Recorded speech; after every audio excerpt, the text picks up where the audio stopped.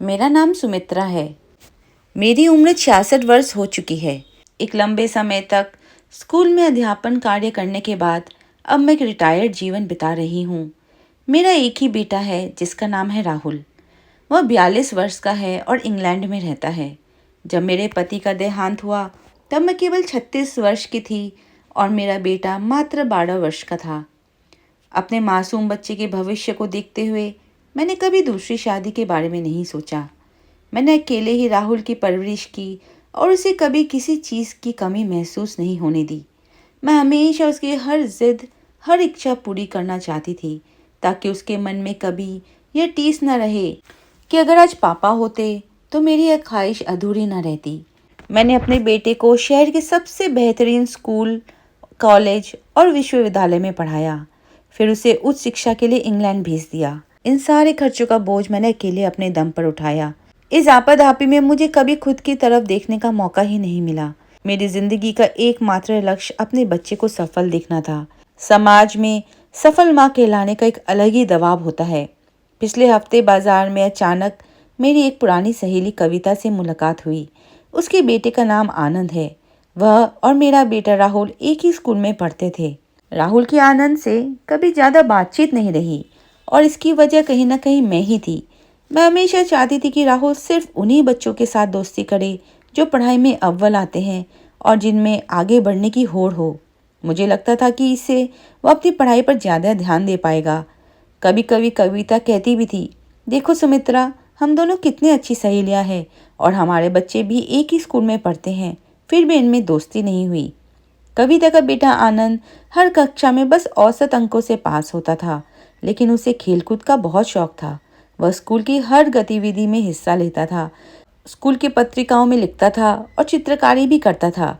कविता उसकी इन छोटी छोटी खुशियों से ही बेहद खुश रहती थी।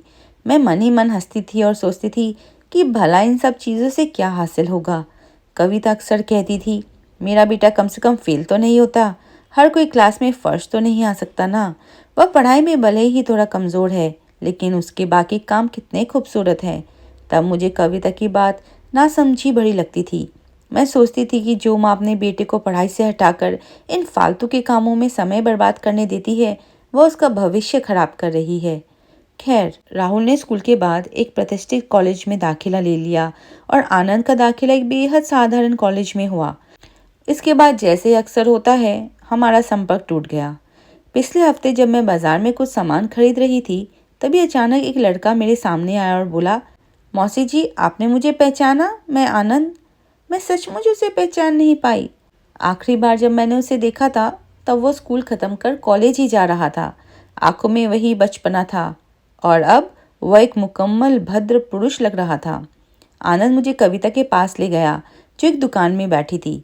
उसका बेटा उसे शॉपिंग कराने लाया था। आनंद अपनी माँ के लिए बड़े चाव से खूबसूरत कुर्ते देख रहा था। कविता और मैं हमेशा साड़ी ही पहनती थी, इसलिए मैं उसे कुर्ते देखते देख थोड़ी हैरान हुई। कविता ने मुझसे पूछा, सुमित्रा, तुम ही बताओ, इनमें से कौन सा मुझ पर ज़्यादा खिलेगा? तभी आनंद मुस्कुराते हुए बोला, मौसी जी, आपको जो भी पसंद आए माँ के लिए वही ले लीजिए। मैंने एक सुंदर 3 पीस सूट चुना। आनंद ने बिना कीमत की परवाह किए तुरंत वह सूट खरीद लिया। शॉपिंग के दौरान मैं और कविता पुरानी बातें करने लगी। वे लोग कुछ और खरीदारी भी कर रहे थे। उन्हें देखकर ऐसा लग रहा था कि वे कहीं घूमने जाने की तैयारी में हैं। मैं आनंद को देख रही थी। वो अपनी माँ से इतनी सहजता और अपनेपन से बात कर रहा था जैसे कोई बेटा नहीं, एक दोस्त अपनी सहेली को शॉपिंग करा रहा हो। खरीदारी के बाद आनंद हम दोनों को एक अच्छे रेस्टोरेंट में ले गया। मेन्यू देखकर माँ की पसंद का खाना ऑर्डर करते हुए उसने पूछा, माँ, खाने के बाद कॉफ़ी लोगी या आइसक्रीम? कविता ने हंसकर कहा, पहले कॉफ़ी पीऊँगी, फिर घर जाते वक्त आइसक्रीम खाऊंगी। मैंने अपने लिए सिर्फ कॉफ़ी मांगी तो कविता ने चुटकी लेते हुए कहा, फिर तो आइसक्रीम का प्लान कैंसिल। बातों बातों में पता चला कि आनंद अपनी माँ को गोवा ले जा रहा है। दरअसल वह उसका एक ऑफिशियल टूर था, लेकिन वह अपनी माँ को भी साथ ले जा रहा था। आनंद ने खुद मेहनत करके एक बहुत अच्छा मुकाम हासिल किया था और वह काफ़ी पैसे कमा रहा था। हमारे साथ बैठे बैठे भी वह कई बार व्हाट्सएप चेक कर रहा था और ऑफिस के कुछ ज़रूरी कॉल्स अटेंड कर रहा था। यानी इतनी व्यवस्था के बावजूद वो अपनी माँ को शॉपिंग कराने लाया था। बातचीत से ये मालूम हुआ कि आनंद की शादी हो चुकी है। उसकी पत्नी एक एमएनसी में ऊंचे पद पर है। उनका एक बेटा है जो अब स्कूल जाता है और अपनी दादी से बेहद प्यार करता है।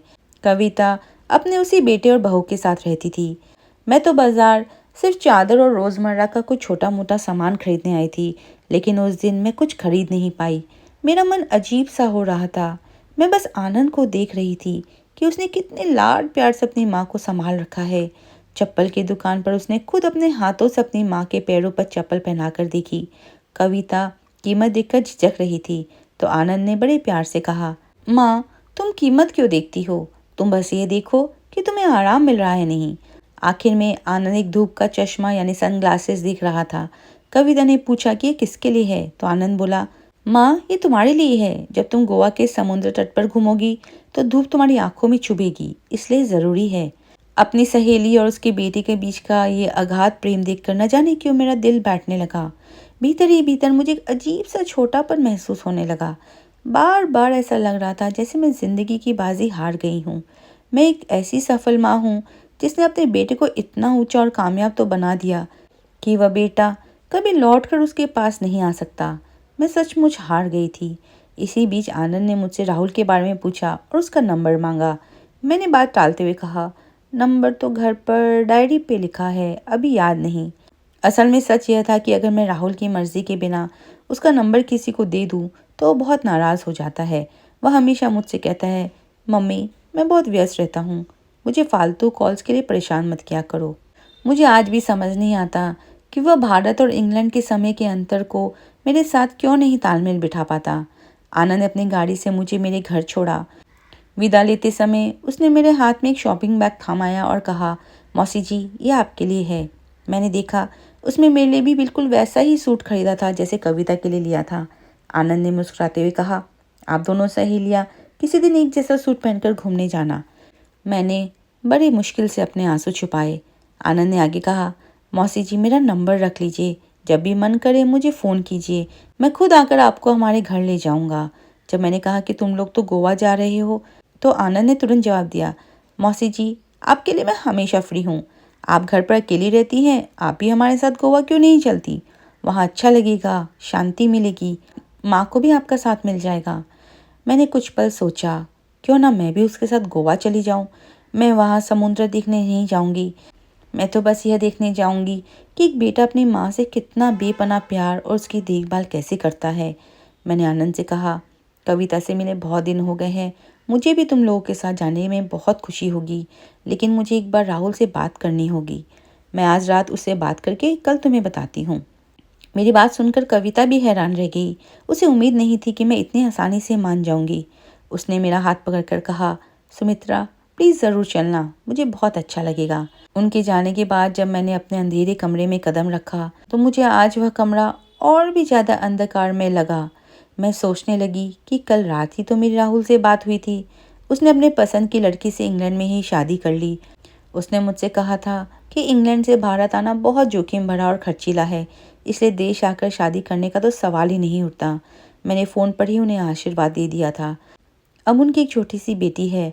राहुल का कहना था कि भारत का मौसम उस बच्ची के लिए अनुकूल नहीं होगा। इस साल मेरे इंग्लैंड जाने के कागजात तैयार हो रहे थे, लेकिन कल रात उसने फ़ोन पर कहा, मम्मी, इस बार छुट्टियों में हम सब अपने इन लॉज के साथ अमेरिका जा रहे हैं। हम अगले साल भारत आने की कोशिश करेंगे, आप उदास मत होना। नहीं, मैं उदास नहीं हुई। आज आनंद को देखकर मुझे समझ आ गया कि राहुल सिर्फ एक किताबी कीड़ा बनकर रह गया। क्लास में फर्स्ट आने वाले बच्चे हमेशा ज़िंदगी में फर्स्ट आए, ये ज़रूरी नहीं होता। मैंने अपने बेटे को सिर्फ इम्तिहान के पन्नों पर अव्वल आना सिखाया, कभी एक अच्छा इंसान बनना नहीं सिखाया। मैंने उसे कभी ये नहीं सिखाया कि मुसीबत में दोस्तों के काम आना चाहिए, अपनों से प्यार करना चाहिए। मैंने उसे सिर्फ प्रतियोगिता की दौड़ में भागना सिखाया। वो अपनी तरक्की कैसे करे यह तो मैंने सिखा दिया, लेकिन सबके साथ मिलकर खुश रहना नहीं सिखा पाई। मैंने हमेशा राहुल की हर भौतिक ज़रूरत पूरी की, लेकिन उसे कभी यह नहीं सिखाया कि उसकी माँ की भी कुछ इच्छाएं या भावनाएं हो सकती है। अब मैं गोवा जाने के लिए राहुल को फ़ोन नहीं करूँगी, मैं खुद आनंद को फ़ोन करके कह दूँगी कि मैं चल रही हूँ। आज कविता से मिलकर अच्छा लगा। अब से मैं अपनी पसंद नापसंद के बारे में सोचूंगी। बेटे के बारे में सोचने का मेरा सफ़र अब ख़त्म हुआ। मैंने उसे कामयाब बनाने के लिए अपनी पूरी ज़िंदगी सौंप दी। अब उसे मुझसे और कुछ नहीं चाहिए। मैं पिछले 2 सालों से अपने खर्चों में से थोड़े थोड़े पैसे बचा रही थी, इस उम्मीद में कि जब इंग्लैंड जाऊंगी तो अपने पोती और बहू के लिए बहुत सारी चीज़ें खरीदूंगी, लेकिन अब मैं उन पैसों से अपनी अधूरी ख्वाहिशें पूरी करूंगी। मेरी ज़िंदगी के अब कुछ ही दिन बचे हैं। मुझे हमेशा से हिमालय की वादियाँ देखने का और इजिप्ट के पिरामिड देखने की बहुत तमन्ना थी। क्या हुआ अगर मैं अकेली हूँ? अकेली ही सही, मैं इन जगहों पर ज़रूर जाऊंगी। लेकिन सबसे पहले मैं कविता और आनंद के साथ गोवा और सेंट मैरीज द्वीप घूमकर आती हूँ। आगे का सफ़र उसके बाद तय होगा, अपनी सहेली के साथ एक नई शुरुआत। दोस्तों, कैसी लगी ये कहानी? अगर अच्छी लगी है तो कृपया मेरे चैनल को लाइक और सब्सक्राइब ज़रूर करें। धन्यवाद।